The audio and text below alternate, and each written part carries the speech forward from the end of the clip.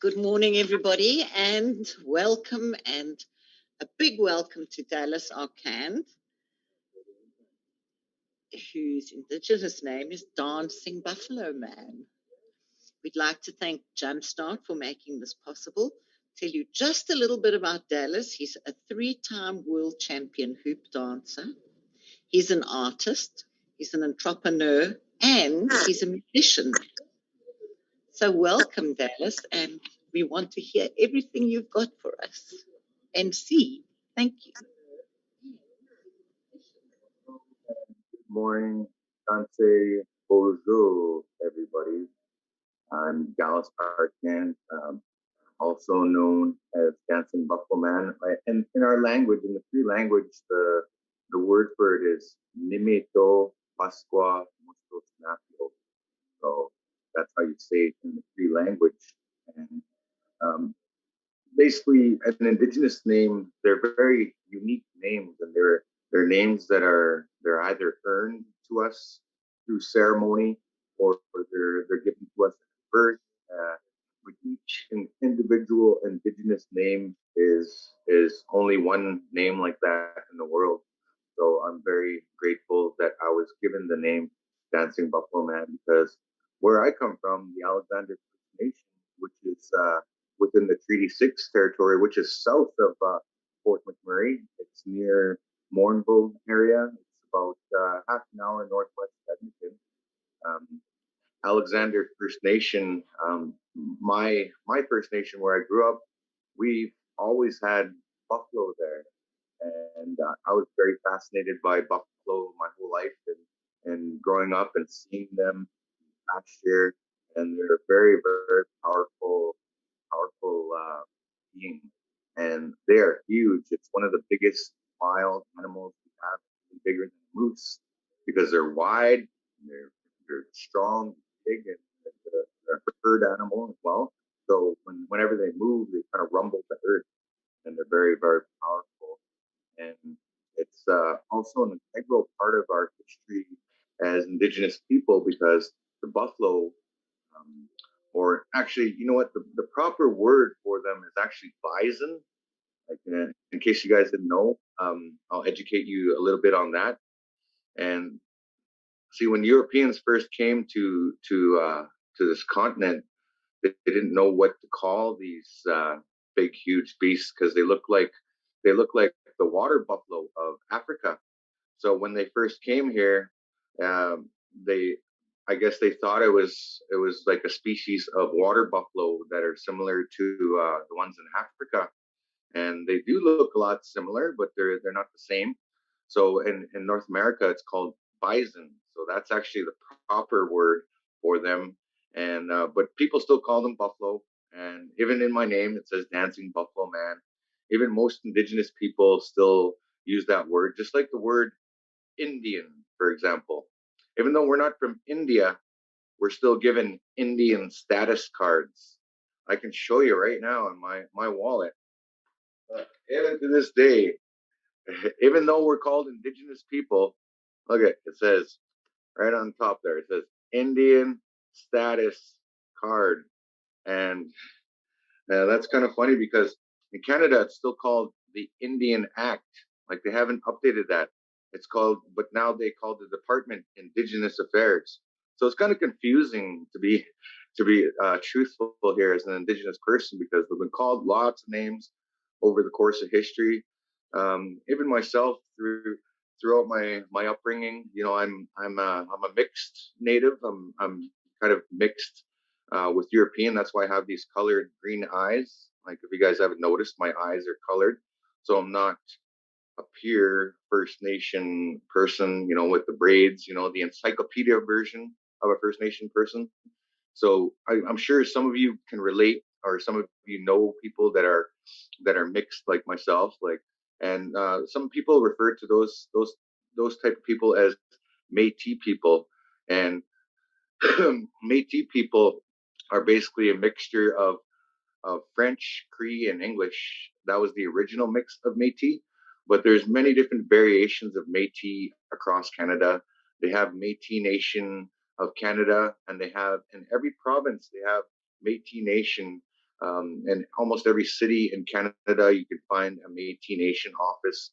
They have regional offices, and they're very different from First Nation and Indigenous people because they don't have reserves, they don't have status, they don't have Indian status, which is something that's very different where you belong to a reserve.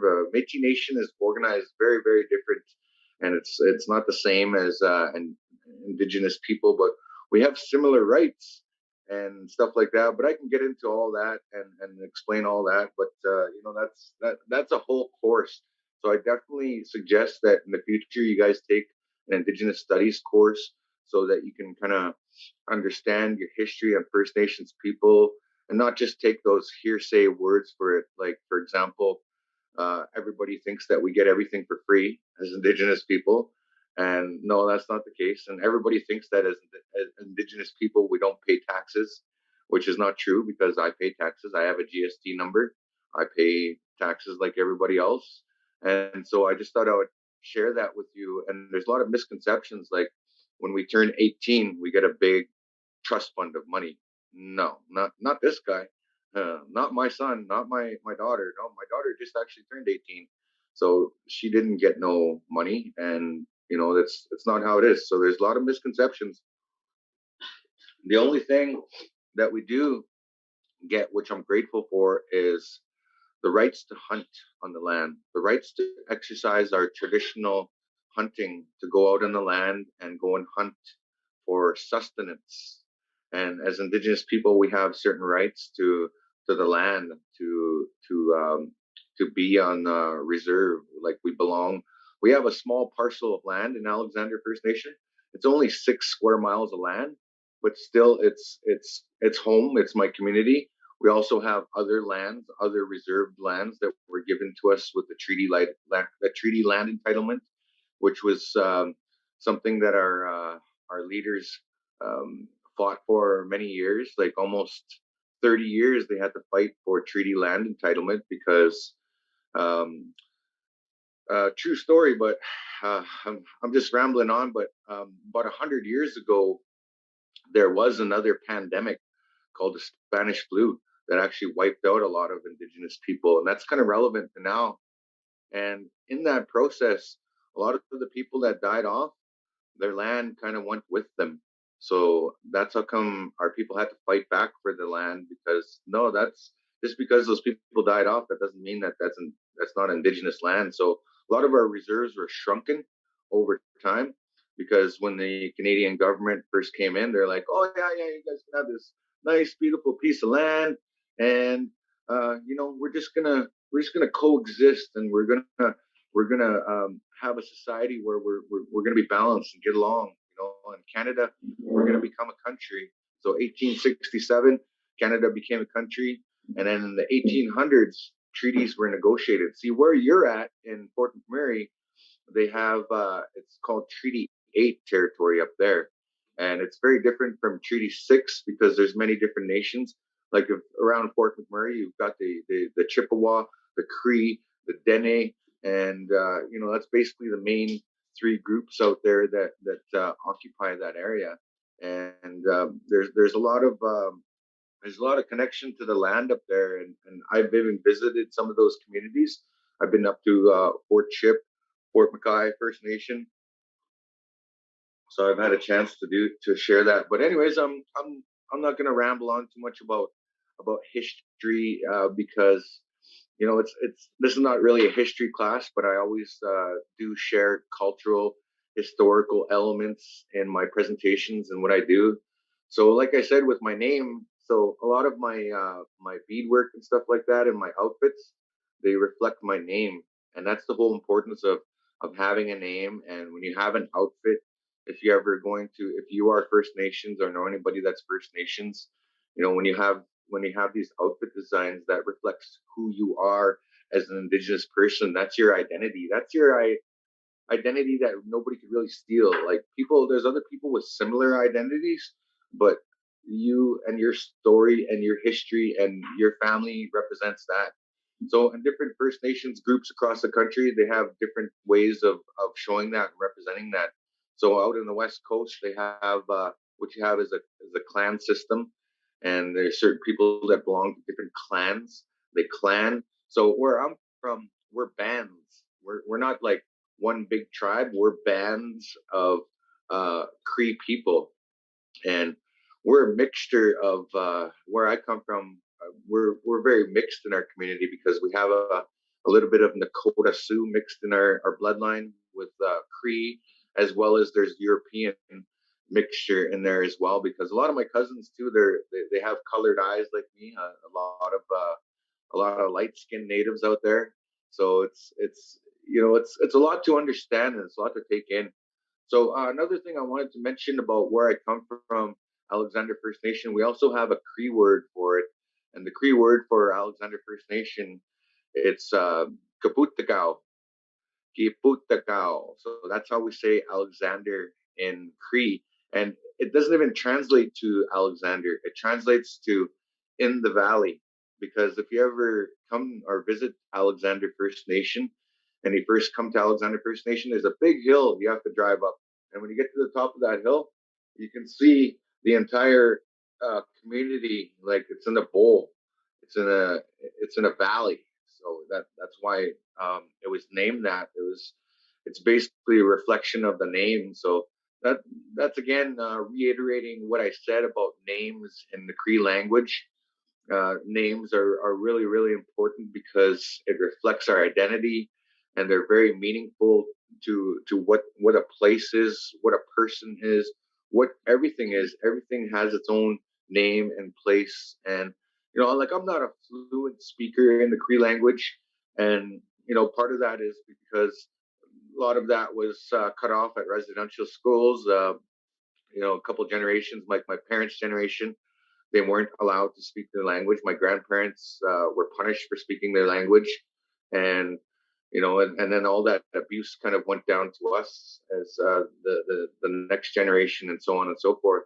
So I know more Cree than my son does. I've always tried to teach him Cree, but it's hard when you're not a fluent speaker. It's hard when you don't speak that language on a regular day, everyday, day to day basis. So anyways, I just thought I would share a few things about my history and my name and where I come from.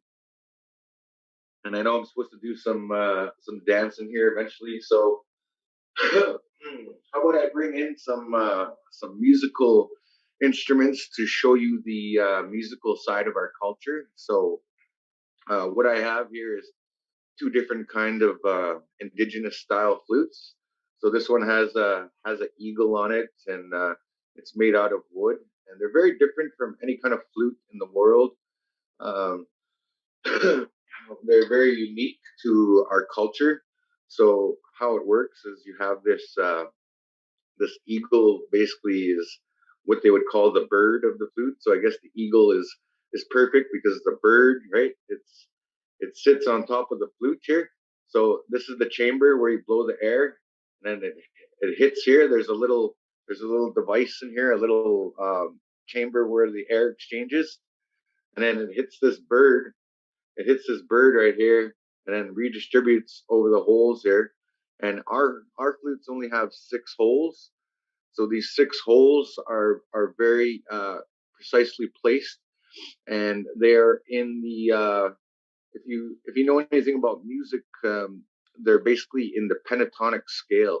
The pentatonic scale for music is the same scale that they would use for blues music and stuff like that. So the interesting thing about the our flutes is that they can imitate any bird sound in the world, and there's a neat correlation to that.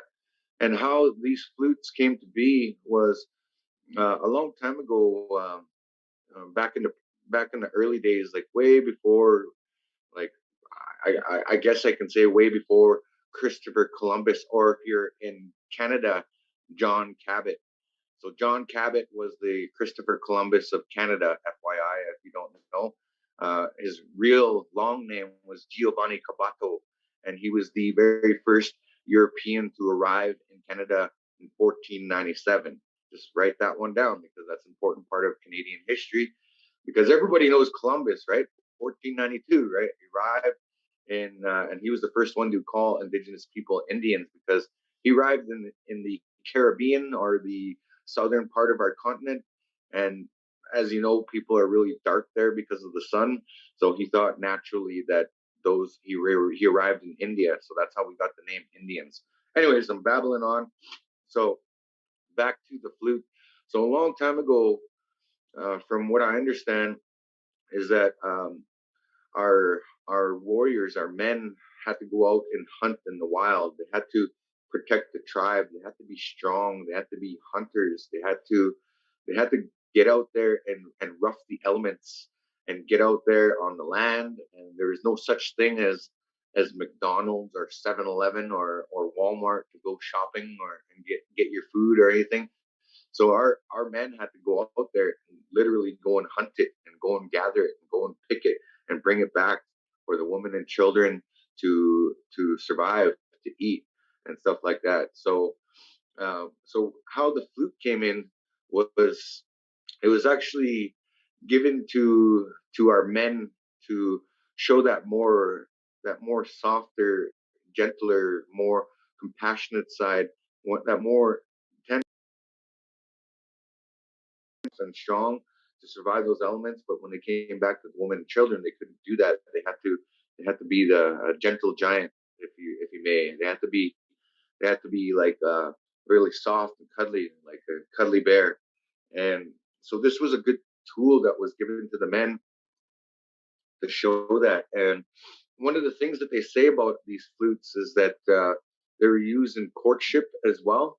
So, like when a young warrior had a crush on a girl or something like that, or like had some had loving eyes for a young lady or somebody they admired. Um, Basically, how I was told is that they would play a love song at night, and that warrior would play that song for that young woman, and basically eventually that warrior would reveal himself to that young lady, and then the two would either fall in love or not, or something like that. So there's a lot to understand, and I can go on and on about it. So anyways, I'm going to play you guys a song here. I'll play you a flute song just to let you hear what this sounds like. So here we go. So I'll play this one. This one is the Mother Earth song. So here we go.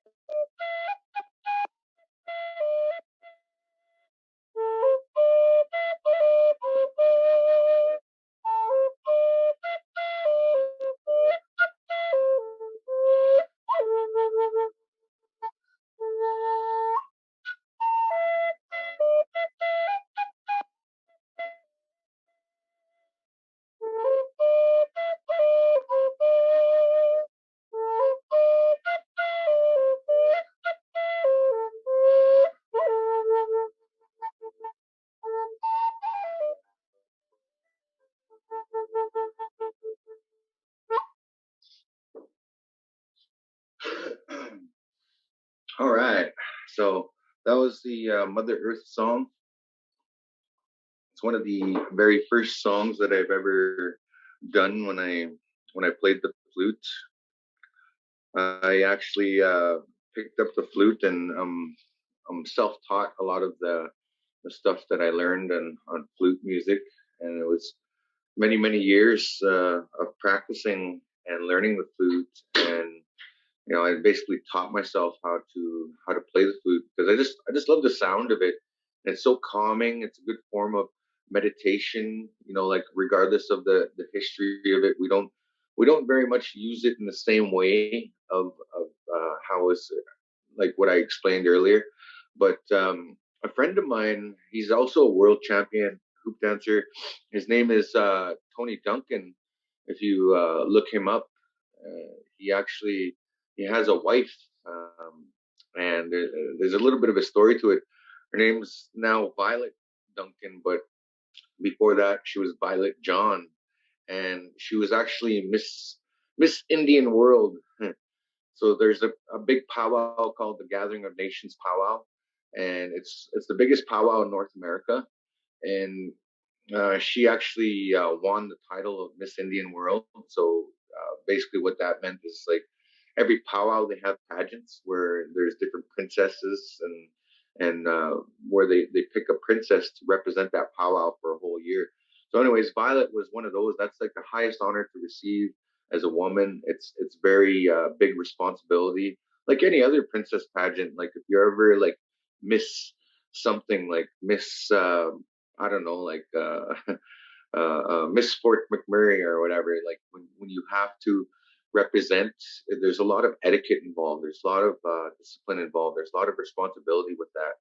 So, anyways, to make a long story short, uh, Violet, when she was touring and stuff like that, she heard my friend Tony play his flute, and that's one of the things that attracted her to him, and they fell in love, and then they became husband and wife, and then they eventually had four beautiful children.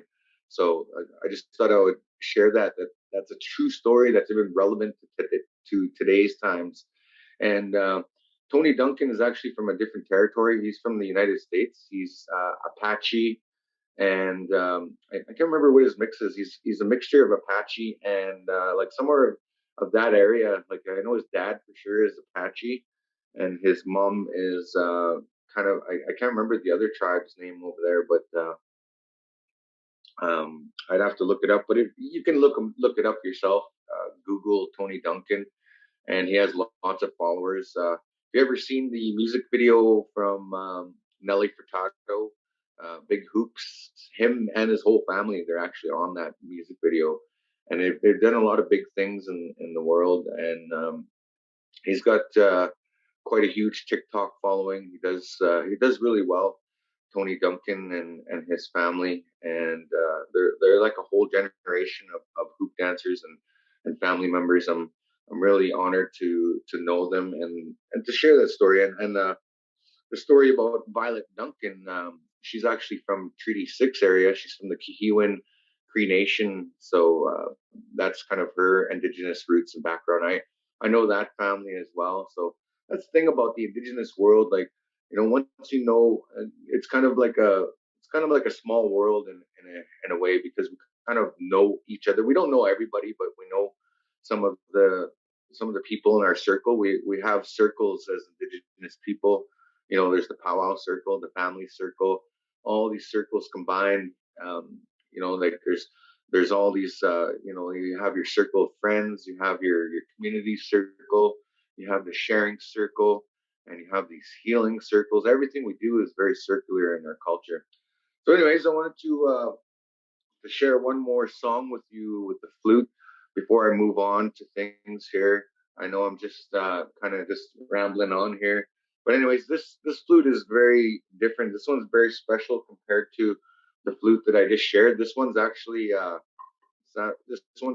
ironwood flute, so it's really yeah, it's really different compared to any other flutes out there.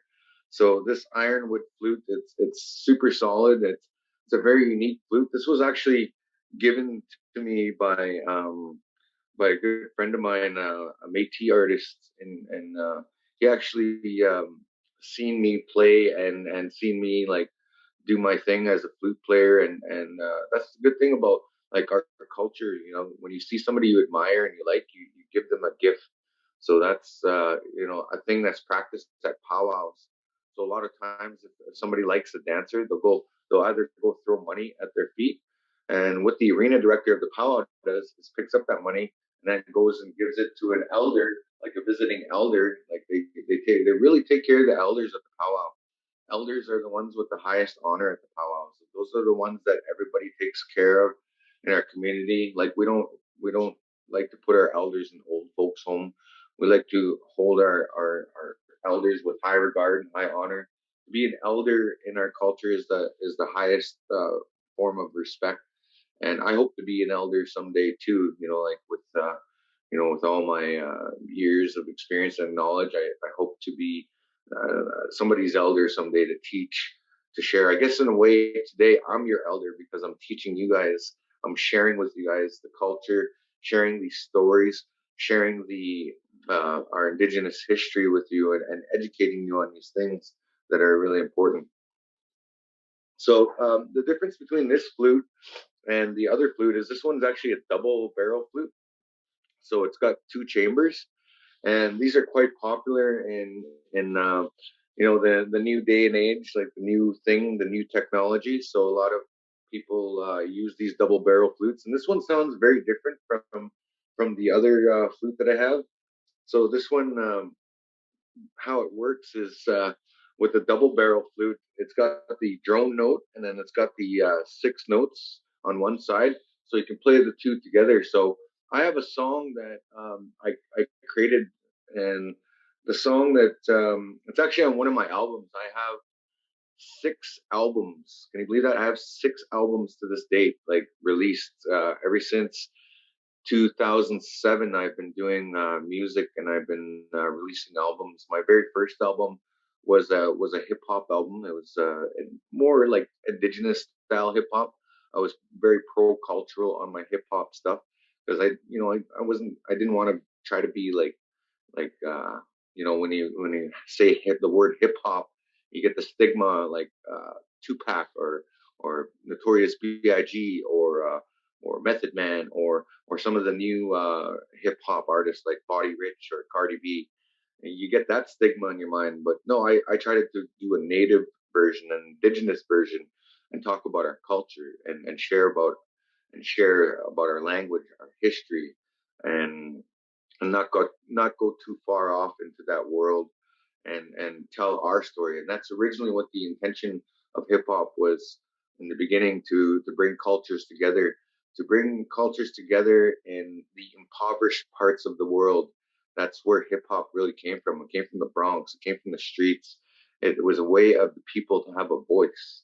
So that's the way I use it with the original intent when I did hip hop. I didn't try to be no rap star or anything like that. I just tried to do my best in that moment, and I felt that's where I needed to be. That's how I needed to share my story.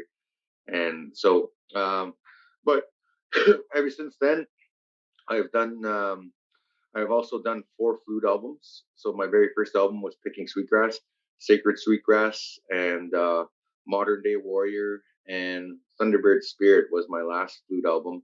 And after that, I released another album called DJ Crazy Cree. So I kind of shifted gears and I went into the world of EDM, electronic dance music, kind of similar to Tribe Called Red, but I did my own style of that. I've done my own version.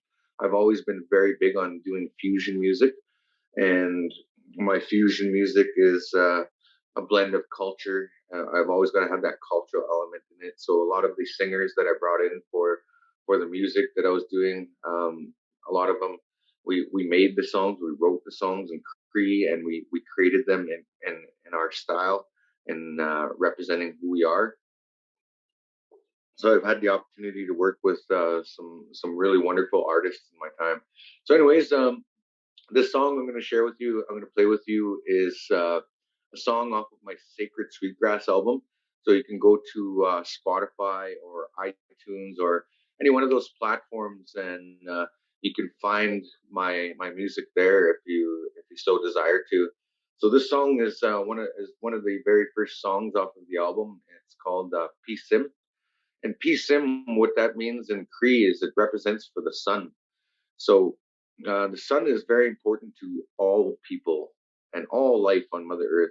So that's why I wanted to make a song about it. Like, and play to the sun, and play that, and connect and riff off of that energy from the sun, because the sun gives us life, the sun gives us light, the sun gives us heat, warmth, everything. The sun is, people just worship the sun all over the world, and the sun is important because that's what starts our day. When the sun comes up, that's when you get up and you start doing things, and you get going and you make use of that sun. I work part time in the garden over here in the Okanagan, and the sun is very, very important to life in the garden. It helps all the plants. It helps the bees go and pollinate. It helps everything move and grow and shift. So, anyways, I'm gonna play this song for you guys. The song's called Peace Sim. So it goes a little something like this.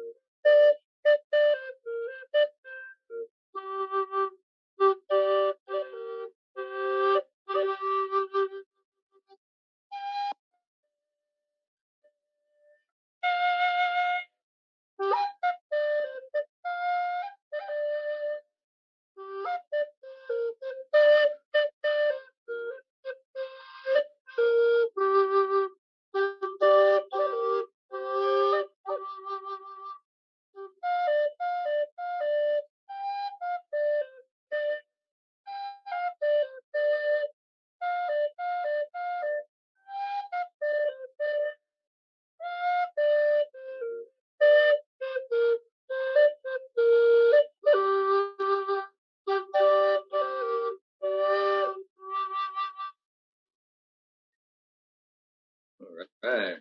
So there was the song Peace Sim. So I don't know.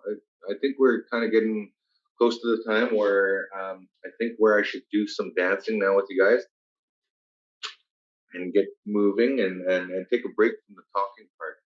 So I have this program on my channel on my Facebook that I started in light of the pandemic, when I knew this was coming, because I'm always one to watch the news and to look into the future and to understand things. So one of the last trips that I made was actually down to Phoenix, Arizona. I went down there to compete in the World Championships, and I seen what the media was saying about the coronavirus, and that there was going to be a global pandemic.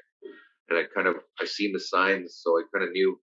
So I knew I'd be staying home. So at first I was like, okay, it's good, because 20 years of traveling around the world, doing shows and performing and just traveling to different powwows, traveling to different festivals, doing my thing. It kind of burns you out as an artist. So I was glad to have some time off, actually. So, but eventually, me being me as an artist, and having a little ADD or ADHD, whatever you want to call it, like I always got to be doing something. So I then started to go live on my Facebook, and to engage with different audiences and people, and promote the things that were helping me as an artist, and helping me as a dancer. It was helping me to stay focused, to stay healthy. And one of the things that I like doing the most is when I get up in the mornings, I like to go for that morning jog. I like to just get out there, and I've disciplined myself to do that where it's just almost automatic now. Like, I've tried to do this with other people, and it's like trying to drag somebody out of the mud. It's like trying to drag somebody with 10-pound weights on their feet, and they want to go jog. And and me, I'm like, come on, let's go for a jog, man, let's go. Like, it's very important, because I learned this lesson early on in life, that, like, no matter what you're doing in life, no matter where you're going, no matter where you're at in your life, the best thing that you can do for yourself and your health is give yourself that self love and that self care first. Before you do anything else, before you go to school, before you go and work your job, before you go and do anything, give yourself that. Do yourself a favor and go for a jog. It doesn't take much. It's only like 15, 20, maybe half an hour of time, of your time, that you give to yourself and your body, to your cardiovascular health, to everything, to your lungs. And that's how I've been able to stay in shape. Like I'm 42 now, I'm going to be 43 soon. At the end of the summer, and I'm not shy to share my age. I'm I'm okay with whatever age I am. Anybody can call me old, or older people can call me young. It doesn't really matter for me. What's important is that I constantly challenge myself to stay healthy. So that's why I started the program Powwow Dance Aerobics, and I know that that was the kind of the theme of today in today's class with you guys, and talking about culture and the importance of understanding our history and stuff like that. So I created an online platform and reached almost, I think I reached 1 million people by doing that. And I have a regular following of people. My class has helped elders. It's helped people of all races, shapes, and sizes, because it's one all over the world. I've had people in Malaysia following me, people in France, people in Belgium, people in the UK, people in the United States, people in Canada. And all it is, it's just a simple dance program where we dance, where I do the basic steps, powwow dance. And these basic steps are really easy to follow because it's just a really simple right, left, 1, 2 step, and that's it. And I've encouraged many different people that are out of shape, like even myself. I've had I've had that problem, where you get the COVID belly and you get a little bit out of shape. Like I'm still even not even as good a shape that I was last year or the year before when I was traveling and performing, because when I'm performing on stage and group dancing, I take that seriously. So I don't. If I have a belly, I make sure I work that off, and I make sure that I'm toned and fit. I could still dance now, like even though I'm still out of shape. I just did a performance yesterday. I was doing a video. I had to perform like 3 times. I had to do like multiple shoots to get this video right. So, anyways, that's really what powwow dance aerobics is about. It's a great alternative to doing cardio, especially for some people that don't have access to gyms, that don't have access to nice roads where you can jog, especially in Canada in the winter. Like I imagine in Fort McMurray, it's not always a good day to jog, or if you're out in the country, it's not always safe to go jogging because there could be wolves, or there could be a cougar or whatever, and you don't want to necessarily carry a weapon every time you have to go jogging. So it's just things like that. So this is a great alternative that I created for the general public, for people to participate in. And one of the things that I've incorporated into powwow dance aerobics is motivational. There's a motivational part of it too, in which I share motivational quotes by Tony Robbins, by many different like-minded individuals that have shared motivational quotes, and I've researched these quotes. I've shared these quotes, and one of the themes around it is, like you must participate in your own rescue. You must be you're the biggest cheerleader on your own team, and only you can do it. So it's like the great Aristotle quoted, excellence is not a single act. You are what you do repeatedly. So I've shared quotes like that, and I've even wrote my own quotes.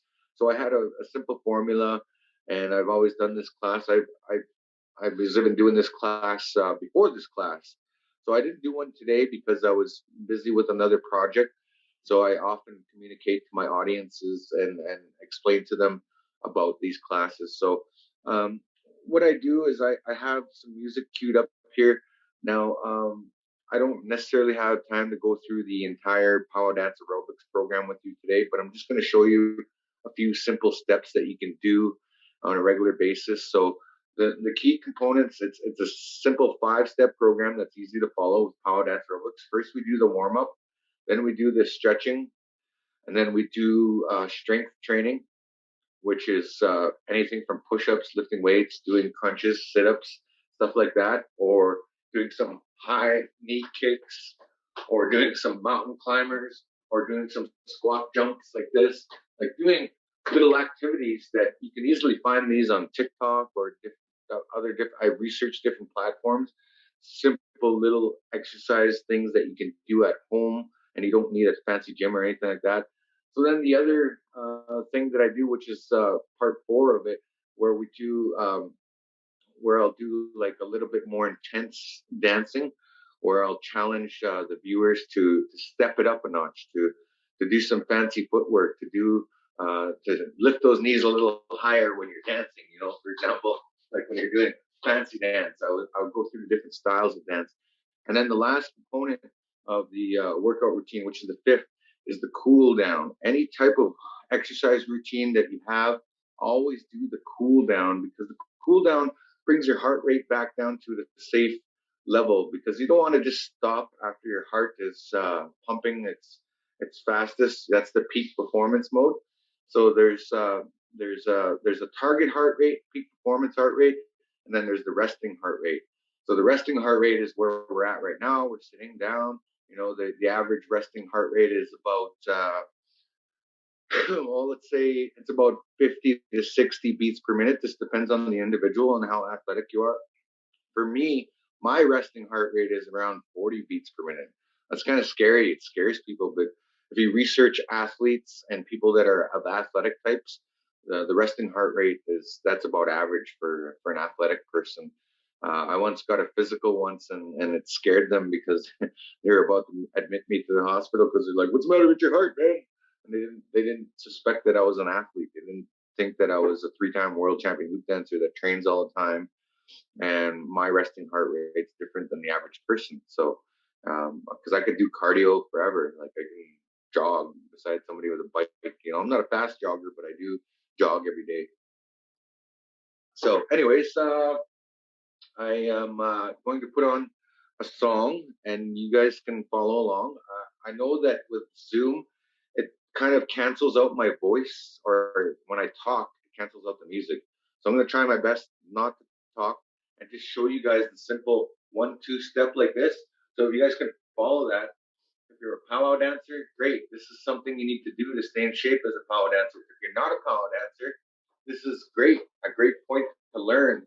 And you start by just doing these right, left, 1-2 step, right, left, 1-2 step. And that's the easiest way to do powwow dancing.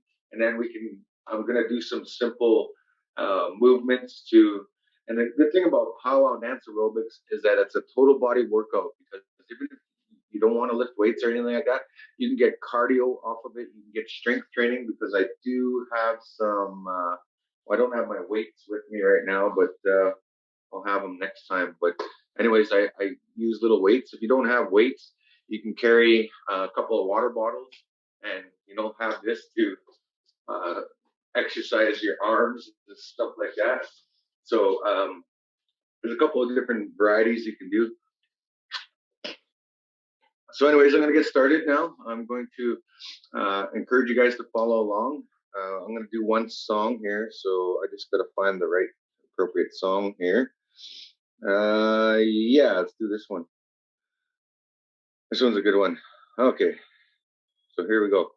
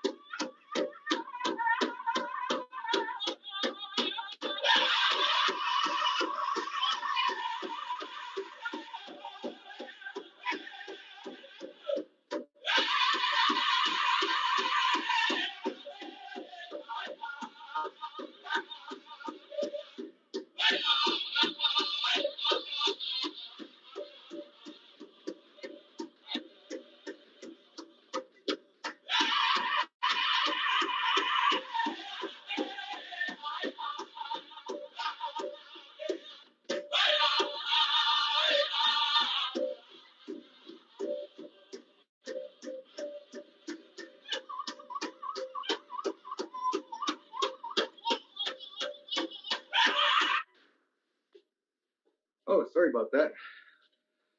I guess my speaker died. Sorry about that. I thought it had more juice than that. I'll grab another one here. Just give me a New York minute here. All right. Sorry about that. Technology these days. You never know when it's going to fail you or not. So, anyways, sorry about that. I'll get, and I'm kind of in my apartment, so I can't use my really big speaker. It's not really an apartment, but it's staying at a resort here, kind of in BC, so I can't be too loud. So, anyways, back at it. So you get a little sense of what we do in power dance aerobics. So everything I do in my movements, so I'm always going 1, 2, 3, 4, 5, 6, 7, 8. So that's the right leg, and then I switch 1, 2, 3, 4, 5, 6, 7, 8. I'm always doing 8 counts, and that's something that helps us as dancers to stay focused, stay organized in what we're doing. And if you ever take up any type of dance, there's always those counts. And not all power dancers use those counts. Some of them just instinctively know what their moves are doing, whatever their style is, whether it's men's traditional style dance or men's chicken style dance. They're moving like a chicken, and they're dancing and they're doing their style, right? So there's different styles. So men's grass, for example, they're low to the ground and they're swaying like the grass, and they're copying their moves on each side. So they're doing these pivots and they're doing these foot sweeps like that and doing moves like that. So grass is very different. Now fancy dance is the dance that I do when I dance powwow. So I also do hoop dance. So fancy dance, we have these whips, we have all the feathers, we have the arm bustles and the bustles that we wear. I don't have my full outfit with me right now to show you, but I do have these whips. So these whips, fancy dance is really fast, fancy, and really have to move your body to it. So it's you take up a lot of space. So don't ever stand in front of a fancy dancer because you could get whipped in the face, or you could get a fringe. So as fancy dancers, we kind of know to stay away from each other. We know to stay about a good 8 feet from any fancy dancer, because regardless of, we're dancing, we're doing this dance, it takes a lot of focus and concentration. Now for hoop dancing, it's a combination of all styles actually with hoop dance. So when I use my hoops, I use them in very different ways, very different variations. So for example, like when I'm dancing, I'll be dancing with my hoops. I do many different styles. As a hoop dancer, I do these many different moves. So for example, doing that move there, the pop-up one, boom, boom, boom. And there's a lot of shifting and dancing and grooving in it. There's a lot of different movements that go on with it. So as a hoop dancer, got to be able to move in all kinds of different ways. And as a hoop dancer, I've learned to adopt the very different styles of hoop dance and do the many different coordinated movements. So spinning the hoop, connecting it, making it into another move. Boom, boom, boom, boom, boom, boom. And there we go. And 1, 2, 3, 4, 5, 6, 7, 8. 1, 2, 3, 4, 5, 6, 7, 8. And 1, 2, 3, 4, 5, 6, 7, 8. And 1, 2, 3, 4, 5, 6, 7, 8. So there you go. There's a little example of how things are as a hoop dancer. There's many different styles. I know I threw a lot at you at once, but let's go through this dance one more time and then I'll finish things off. I'll actually pick a different song since that one was kind of okay. So this one's only 2 minutes. So let's try this out again. Hopefully you can hear this.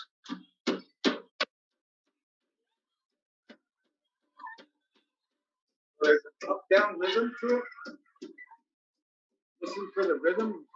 Even though the beat's doing this, there's a rhythm that goes like this. It's a pulsating rhythm. It's like this. And that's how you get in the groove with our dancing. So here we go.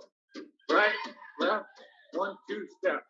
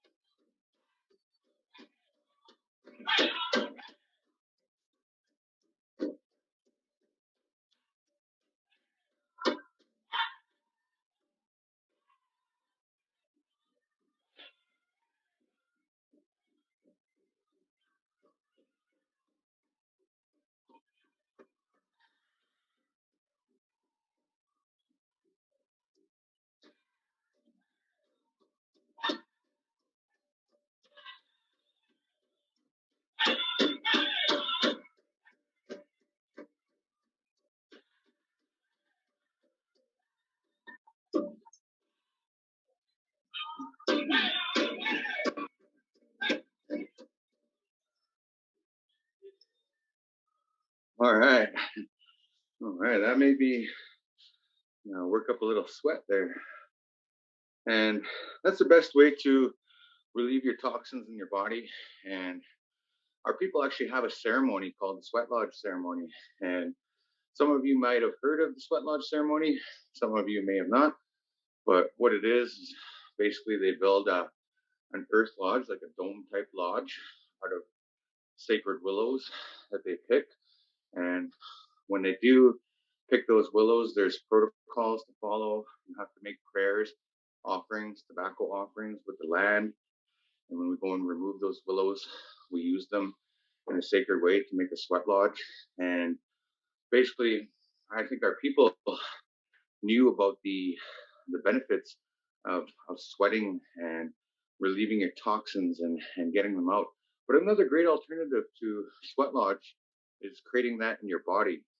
And you create that by just staying active, by going for a jog, by giving it your all, and just making it part of your daily activities.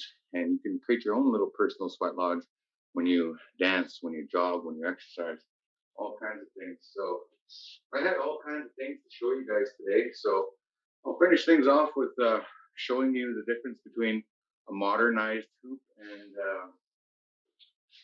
an old school hoop. So back in the day, our ancestors made hoops out of red willow. So that's what this is. And there's a sinew here on the joint. So I think how our ancestors would join the hoop together was they would use sap and sinew. Sinew basically comes from the tendons of animals that they hunt and stuff like that. And this is a very special hoop. I peeled it. It takes a long time to make these hoops. It takes about a whole day just to make one hoop. So that's the traditional hoop. That's the traditional wooden hoop. They're very, very different from these modern hoops. They don't flex as much, so you can't really flex them, and you have to be very delicate and accurate when you dance with them. Now, these modern hoops, these are plastic, so they're very bendable. They're made out of PVC. They're like a modernized material. When I first started dancing, that was the hoop of choice. So this is how they look when they're all decorated nicely. So I used like a nice cloth tape and tape them. Every hoop dancer has their own way of taping the hoops. So these hoops are very different from hula hoops. So these are measured according to your body type. So when you flip them around your body, they fit the individual and they fit within the parameters of your body. So, anyways, thought I would share that with you and end off there with today's program. So, if you guys, it's now 10 o'clock now. So, Shirley, I don't know where you guys want to go from here. If you guys have any questions to ask me or send me, hopefully I can answer these questions in a timely fashion. If not, I guess just email them to me. If there is a series of questions that students have today, definitely. And if you want more information, I do have a website. Again, I do have Powwow Dance Aerobics available on facebook.com/Dallas Arcand Hoops. So anybody is here I am. I finally was able to unmute myself. Oh, there we go. I'm back on. There are some questions, and I've just got to bring them up on my screen and not lose you. So one of the first ones was, how has traditional hunting and ways of life shaped the direction of your path in life? How has traditional hunting and ways of life? I guess that means how has indigenous tradition? Well, it's brought me closer to my culture, and it's strengthened my relationship to the land and understanding the importance of hunting, the importance of knowing where your food comes from. And there's also like a relationship with the animal, because we can't just, like, for the hunting portion, when you go hunting, go and kill something, it'll give you nightmares, like soldiers in the war, like that have had to kill. For example, I'm just being extreme about it.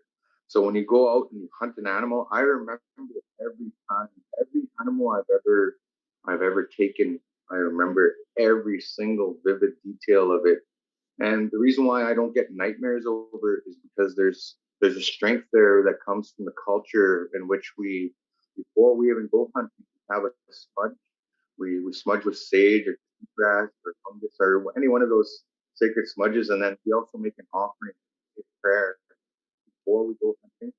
And then if we do have to get something, when we pray for to hunt, to bring food back to our families, good food that we can eat, like that like you don't have to get in the grocery store, good food that comes from the land. So there's that relationship, there's that bond, and then when we do make a kill, there is offerings that are made in that time, and then we do everything in a very humane, very ritualistic, traditional practice. And when we're taking care of the animal after we've made our kill, there's a lot of work that goes with that. And anybody that's ever been hunting knows what I'm talking about. When you go hunting, you have a relationship with that animal that you hunt, and you use everything possible. Like we use the hide, we process the organs, we eat the heart, we eat the liver, we do different things. Like for example, one of the things that our people do is we cut off the nose of the moose, and we use it in ceremony. And we have moose nose soup, which is used in ceremony. It's a very ceremonial piece that goes in different indigenous ceremonies in our communities. And also there's the heart. The moose heart is not only a delicacy but also used in different ceremonies as a medicine. Our food is our medicine, and there's a connection to the land. The animals are eating the vegetation that we can't eat, so there's also that connection as well. And how it grounds me to the culture is that when we dance, that's how we honor these animals, that's how we make our connection with Mother Earth. So a lot of different dancers have different parts of animals on their regalia to honor those. Like some people have bear claws on their animals, on their outfits. Some people have beaver pelts. they wear on their outfits. And some people they have different bird feathers on their outfits. So it just goes on and on and on. But that. So hopefully that answers your question about going in the right direction. I hope that adequately answers your question, if that's what you were asking about. Thank you, Dallas. And the next question says, what are one or two suggestions you would pass on to young people to stay fit and focused? It's basically like what I said before is when you get up in the morning, you should make it part of your routine and your ritual. No matter what level of fitness you're at, you could always build from there by first going for a walk. Like if you're not comfortable with jogging, definitely start out walking, and then eventually build that up until you can get faster and faster. And then if you can't do push-ups, start off small, like doing like push-ups against the wall, even if you're not that strong. Then eventually do push-ups on the couch or something like that if you're not that strong. So basically, it's just taking it step by step. You gotta learn to crawl before you can walk. You gotta learn to walk before you can run, and stuff like that. So that's what I tell the people, like all ages of people that join my Power Dance Aerobics Fitness program, is that if you want to stay in shape, you have to put into the effort. You get what you put into it, really. And it's really up to you. Like if you want to stay healthy, the best way to do it is to be active. And the best thing you can do for yourself, which is giving yourself self-love and self-care, starting out your day with that. And anybody that ever comes into my life, I always encourage that. I'm like, come on, let's go for a jog. Come on, let's go. Morning. Like I always say that to everybody, but not everybody joins me. A lot of times I'm by myself. So it's just a matter about the individual, and you must participate in your own rescue. Wow, that's profound. That participating in your own rescue. Thank you. We've got another question that says, how have your experiences influenced your children? Uh, well, both positively and negatively. Because I couldn't be, I feel like I couldn't be the perfect parent for my children, and I've explained this to them. Like I never had a father growing up role modeling me good behavior. Like our family was broken. Like my mom. I don't even know my grandfather. I don't know who my real father is. So there's a lot. Yeah, and there's a lot of that in our indigenous communities. We don't have, a lot of us are not fortunate. Like a good example of how a good, healthy family should be is look up my friend Tony Duncan and Violet Duncan.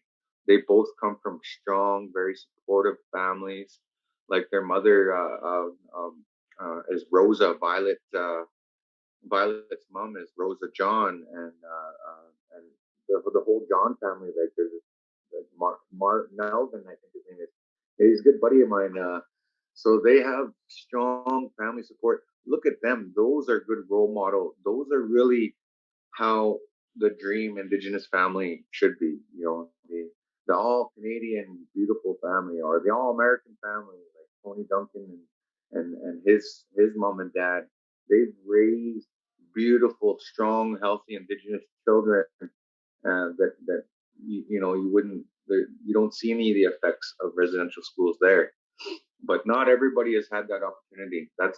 There may be the 1%ers of all families. Like I'm not going to say everybody. Like maybe they're the top 5%, but the rest of us, a lot of Indigenous people have been put into foster care. A lot of Indigenous people have been through group homes.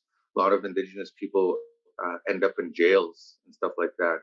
Like myself, I went to jail when I was 14 years old. Like I went, I've been put through the ringer in life. But you know what? When life hands you lemons, you make lemonade. So that's the famous saying by, I'm sure everybody knows that figure of speech. So I've managed to take my my life and just make the best of it, regardless of the lemons I've been handed, regardless of not having a father. I wasn't a perfect father. I'm as for myself, I've struggled with my own problems throughout life. I've had to put myself through counseling, mentoring, many different healing practices and ceremonies, and I still go through it to this very day. I still struggle with that as an Indigenous person. Life is not about being perfect. It's about facing the challenges and struggles that you go through and not giving up, regardless. And every day is a new day, regardless of what you've been through or anything like that. So it's always been a struggle. And the best thing I've done though for my kids though is I've passed on the hoop dancing successfully to my son. So I'm really, Yeah. really proud of him for, like, he has a career now as a young person. He has something that was passed down to him from me. And sure, we don't always see eye to eye, but that's how almost if you study psychology and understand psychology between father and son, they always butt heads no matter what. So that's kind of in a nutshell how things are. So I've passed on a legacy to my son, and now he's continuing that on, and I'm very, very proud of him for doing that. He's Dallas Arcand Jr. You can look him up. He's based out of Calgary. He travels all over the place. He performs. He's a second generation hoop dance, so that's more than I had growing up. I didn't have that kind of background. Now, as for my daughter, she lives here in BC in the Okanagan. She just recently turned 18. I've been there for her periodically throughout her life. I've been there for both of my children being born, which is more than I can say about my father or anything like that. And they've had my support financially, emotionally, physically. I've been in their lives, and that's more than a lot of Indigenous people or Indigenous children nowadays say. And whether my kids appreciate it or not, it's really up to them. And I've explained to them, and it's kind of hurts me sometimes when they don't appreciate that, when some kids don't have that. And I know I'm not a perfect father, but I know that I've tried my best, and I've always been there for them regardless. So thanks for asking that question. That was a very emotional question for me to answer, and I hope I was authentic in answering that as best as I can. What really came out is that not only are you a knowledge keeper, but you've been a knowledge giver to them. Great, thanks. That's amazing. The next question is, who made your eagle flute? Who made my what? Your eagle flute. Oh, there's different flute makers. So I don't know exactly the flute maker for there's different flute companies. So there's a lot of very talented indigenous artisans out there that carve and make stuff, and there's flute makers. There's different people that make pipes, like for ceremonies and stuff like that. They carve them. There's a lot of talented indigenous artists. Um, I've actually worked over the past year with an Indigenous arts school in British Columbia. I worked virtually with them this year as one of the instructors teaching first year marketing for Indigenous artists. So there's like a whole market of artists. Like there's flute festivals and stuff like that. There's different flute makers. Like for example, this one is actually a very popular company called Navajo. So Okay. they're very popular. Like you can probably find a website on them, and they're a very popular flute maker. There's also high spirits flutes, and if you look up indigenous flutes, there's a lot of different flute makers nowadays with the internet and everything like that. You can find different flute makers. You could even find modern indigenous flutes made out of plastic PVC pipe, and the only reason why they have those types of flutes is because some places in the world that we go, we can't take the wood into the country. So taking a pipe is more practical and more durable. So if that answers your question, I hope that answers your question. It's very interesting about the wood, and that makes complete sense. Then another question about flutes is, how long have you had your two flutes? How long have I had my what? How long have you had your 2 flutes? I think the 2 you showed us. I probably had the ironwood. I probably had it about 11 or 12 years. I was gifted the flute, and the interesting thing about this flute, it was actually a gift from a friend when I was in Phoenix. It was this older white fella. I forgot his name. I can't think of his name right now. I think his name was Walter. He owned a Super 8 motel that I stayed in Phoenix, and he was so fascinated by me and what I was doing. And I told him he was the type that always talked to people and kind of like gets in their business. And he asked me what I was doing in Phoenix, and I was like, "Oh, I'm here for hoop dancing." He's like, "Oh, you're a hoop dancer? Hey, oh, cool." And right away he put my name on his sign there and on the hotel. He's like, "Welcome, Canadians." And he's kind of poking fun at me, and he's like, "And good luck to Dallas Arcand for the World Championships." And we actually became friends, and that was always a place I stayed. So it was nice to have a relationship with somebody like that. And then one day he took me to the Bird Museum. He's like, "Dallas, I'm gonna buy you a gift." This big old white dude, and he's like, he took me in there and he's like, "I'm buying you one of these flutes, whether you like it or not, Dallas. So here you go."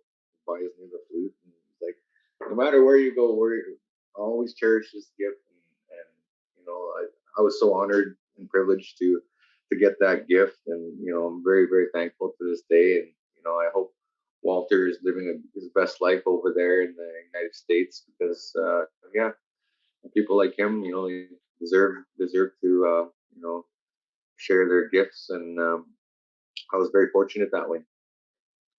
He probably is talking about you the same way you talk about him, saying, "One day I Dallas Arcand stay at my Super 8." When Yeah, it was fun. It was a good place. He gave me a good deal there, and I'm really fortunate to get little blessings along the way when I travel. We've got 2 more questions. One is about where we could buy hoop dancing hoops, and the other says, "What is your same spirit animal?" Okay. As for hoop dancing hoops, you don't necessarily buy them anywhere. You can make them, and you can go into any hardware store. Really, you can go to Home Depot or Rona and go into the plumbing section, and they have this pipe. It's called a PVC pipe, and basically, I've showed you how to measure them. So each hoop, based on a person's size, like for me, I'm 6 feet tall, so these are the hoops for me, because they're measured to my body proportion. And I've had people that are shorter than me and say that these hoops are too small for me. I'm like, "What do you mean they're too small? Look, I can jump through them and everything." You know, So it's not about basically this is how we measure our hoops, and these are the modern style hoops. So anybody can make them, and how you join them together. I used to have a sample hoop here, but basically inside of here, how you join them is there's a little wooden dowel in there, so a round piece of wood, and you can find that in the hardware store as well. You just you want some dowel sticks, and I think it's about a quarter inch dowel, and then you cut it about the length of your thumb or whatever. So you cut it about that far, and then you just seal it with a piece of tape, and then you can decorate your hoops.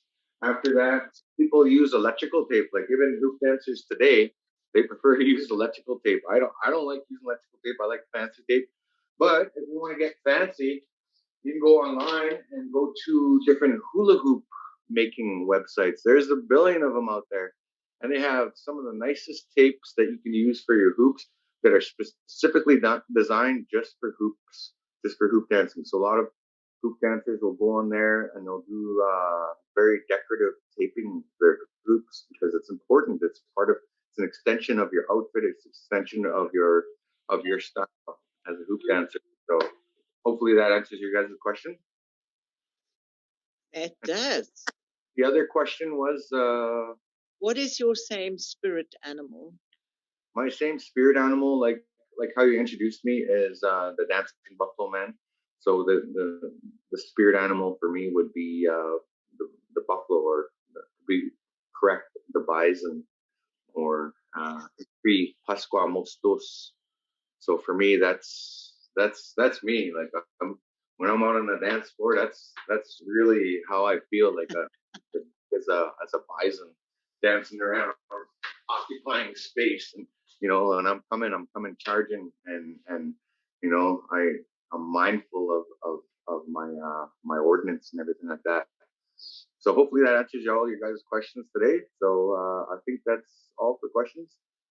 Yes, that's all of the questions, and we just like to thank you very, very much. We really enjoyed that, and want to say to everybody, we'll see you again on Tuesday, Wednesday, and Friday at 10 o'clock, and on Thursday for the panel discussion at 1.